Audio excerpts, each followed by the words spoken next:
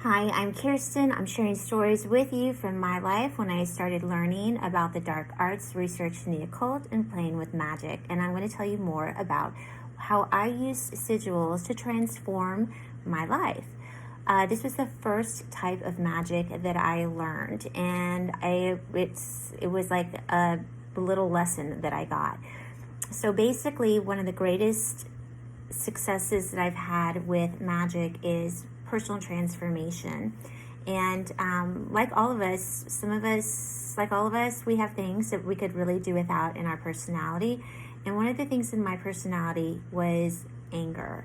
I could get very, very angry. I could like not only blow you up, I could blow myself up, I could blow everybody up. That's how mad I could get. It could be explosive, it would be loud, it could be frightening, it could be crude, this was something that I had developed over my life, basically through a flight or fight mentality that I had definitely lived with the last 20 years of my life. And so, I mean, I had it naturally just because of planetary placements in my birth chart, okay?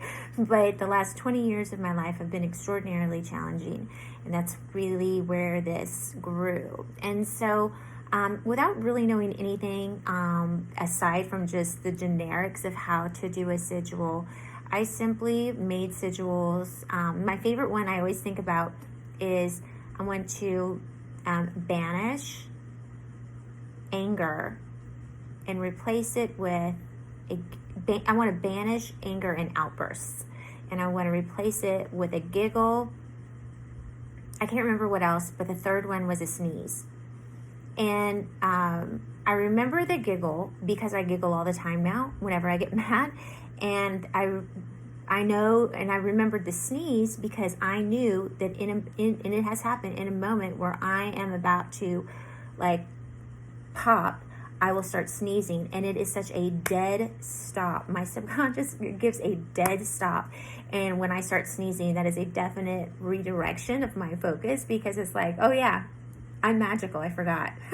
You know, that, and there's the laugh that comes out a lot of the times when I get mad. I'm just like, really? Huh?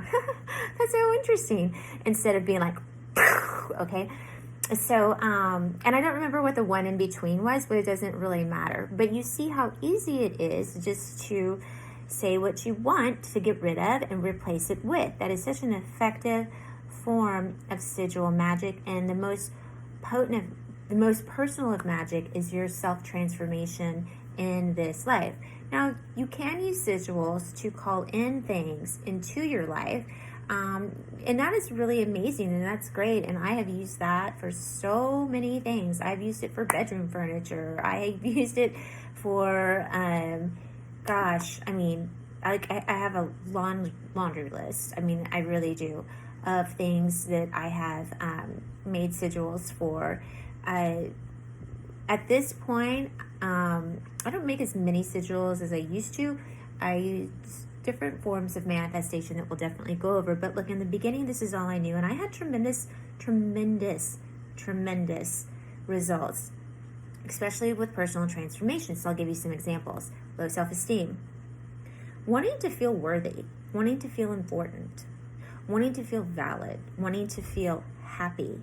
Wanting to feel alive. Wanting to feel seen. Wanting to be heard, wanting to be understood.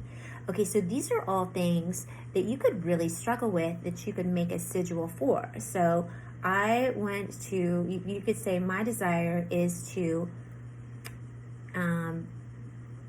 let's go with, my desire is to feel confident, my desire is to banish negative self-thoughts and replace them with confident self-esteem. And do no harm to nobody, or whatever the safety thing is. No harm done, with no harm done to all, or something like that. Just write something if you're worried about your level of self-negative talk is going to, and you're bringing in your good self-esteem is going to create havoc on somebody. I doubt it. But do whatever you need to do with harm done to none. That's what it is. Sorry. Okay, so if you think you need to put that in there, then by golly, you do that. So when you really go through your personality, and this is also kind of called your shadow self, or the dark, the dark night of the soul, is going through and looking at these things in you, these wounds. Why are they like this? How do you use them to your benefit? And how also do you heal them? This is such a great healing tool, magical tool to use. And all you need is a pencil and a piece of paper and you. That's it. That's all you have to do. And you have to have some belief. And here's the other thing. After you do this, okay, after you declare what it is you want and to bring in or get rid of or whatever, and you draw your really cute little thing, like here's an example of one, okay, you can meditate on it, activate it, charge it up, and then you're going to release it. When you do that, it's really important that it's as if it's an Amazon order. Like it's coming. It's done. The spell is done. You don't have to worry about it. You know that when you need it, it will show up. It will be here. That's it. That's all you have to do. Have some confidence in yourself. You can do this. Change yourself. Change your life. Become who you've always wanted to be. Release the things that have held you back from the kind of job that you want to have or the kind of relationship that you'd like to be in. Look at yourself and get rid of the crap. Your life will change, and it will change fast. And I mean really fast. Yeah, really, really fast. When I started, well, I'll make another video on that.